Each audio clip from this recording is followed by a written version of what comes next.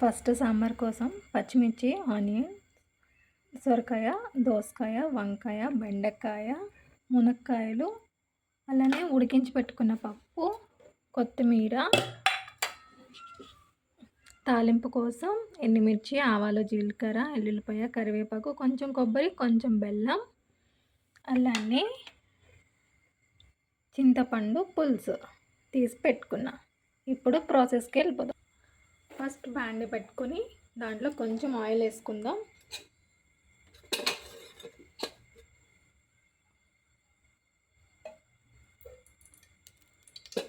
దానిలోకి పచ్చిమిర్చి,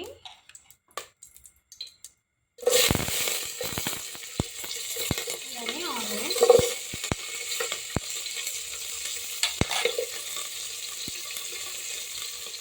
వంకాయలు,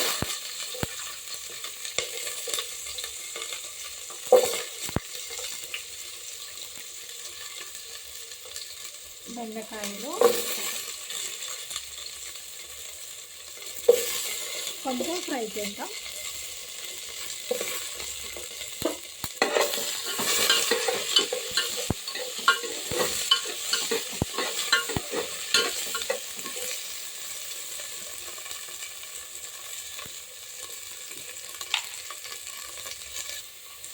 ఇప్పుడు దాంట్లోకి సొరకాయ ముక్కలు, అలానే దోసకాయ, అలానే మునక్కాయలు, మొత్తం వెజిటేబుల్స్ అన్నీ వేసేస్తున్నాం.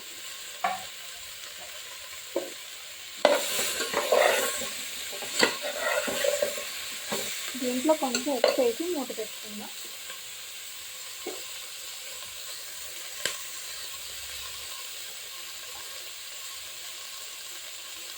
అవి మగ్గడానికి టైం పడుతుంది కదా.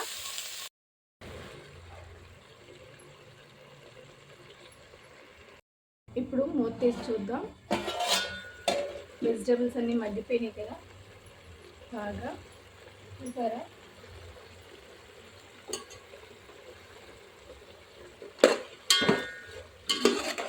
ఇప్పుడు దీంట్లోకి చింతపండు పులుసు అయితే యాడ్ చేసుకుందాం. ముక్కలు కూడా ఉడికిపోయినాయి. చింతపండు పులుసు యాడ్ చేసుకుందాం.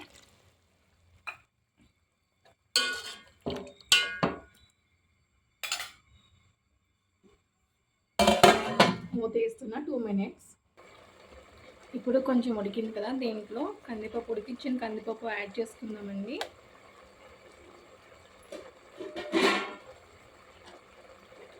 నేను ఈ పప్పులో అయితే కందిపప్పు అలానే టమాటా కూడా ఉడికించేసుకుని దాన్ని మెత్తగా మ్యాష్ చేసేసుకున్నాను. అది ఇప్పుడు దీంట్లో వేసేసుకుందాం.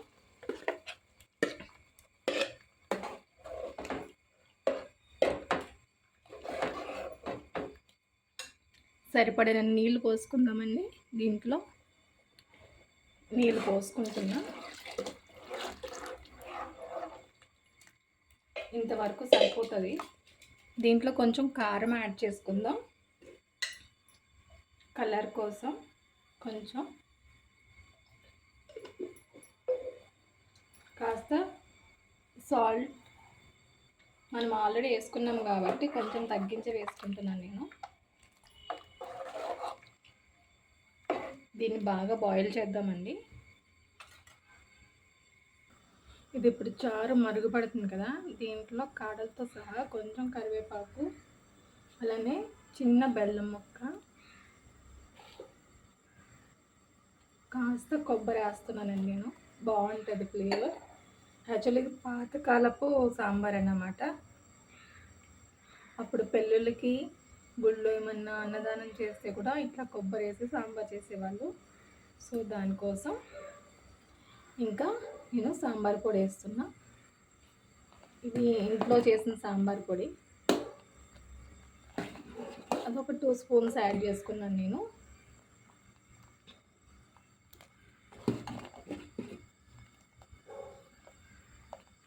చింతపండు బ్యాలెన్స్ చేయడం కోసం బెల్లం అండి, టేస్ట్ కూడా పెరుగుతుంది. ఇప్పుడు దీంట్లో కాస్త కొత్తిమీర వేస్తున్నా. అరోమా స్టార్ట్ అయ్యింది, స్మెల్ మంచిగా వస్తుంది. ఇది పొంగకుండా ఉంటేనే బాగుంటుందండి, ఇదంతా పొంగొద్దు. పొంగిపోతే దాని ఫ్లేవర్ అంతా దాంట్లోనే వెళ్ళిపోతుంది. సో అది పొంగకుండా కొంచెం కలుపుకుంటూ చూసుకోవాలి.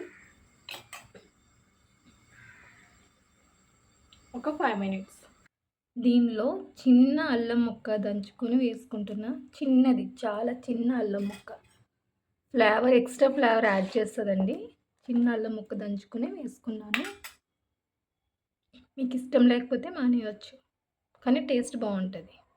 ఇప్పుడు తాలింపు కోసం వేరే ప్యాన్ పెట్టుకొని దాంట్లో ఆయిల్ యాడ్ చేసుకుందాం. దీనిలో ఆవాలు, జీలకర్ర చూపించాను కదా, ఆ మసాలాలన్నీ వేసుకుందాం. చూసారు కదా, ఇవి దీని మసాలా. ఆవాలు, జీలకర్ర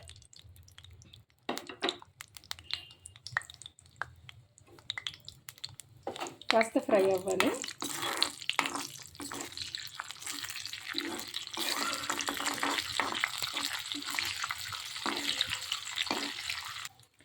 ఎండుమిర్చి అయితే ఫ్రై అయిపోయినాయి. ఇప్పుడు దీంట్లో కరివేపాకు, వెల్లుల్లి వేసేసుకుందాం.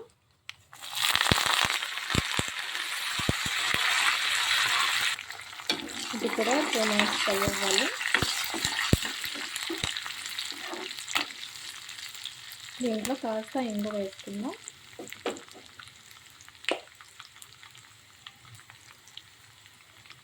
కొంచెం ఇంగువ, వెల్లుల్లి ఫ్రై అయిపోతే దీంట్లోనే కొంచెం కారం కూడా వేసుకుందామండి. వెల్లుల్లి ఫ్రై అయిపోయినాయి కదా, దీంట్లో కాస్త కారం వేస్తున్నాను నేను.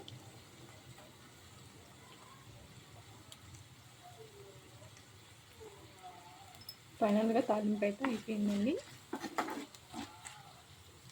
ఇప్పుడు దీన్ని దాంట్లో వేసేసుకుందాం, మసులుతున్న దాంట్లో. చూసారు కదా, తాలింపు వేసేసుకుందాం. దీంట్లో ఇంకాస్త కొత్తిమీర వేసుకుని ఒక 5 మినిట్స్ మూత పెడదాం. ఇప్పుడు ఒకసారి మూత తీసి చూద్దాం.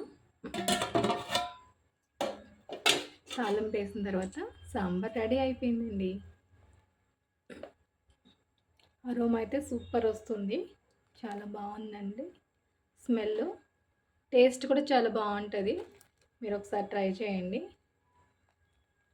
థ్యాంక్ యూ అండి.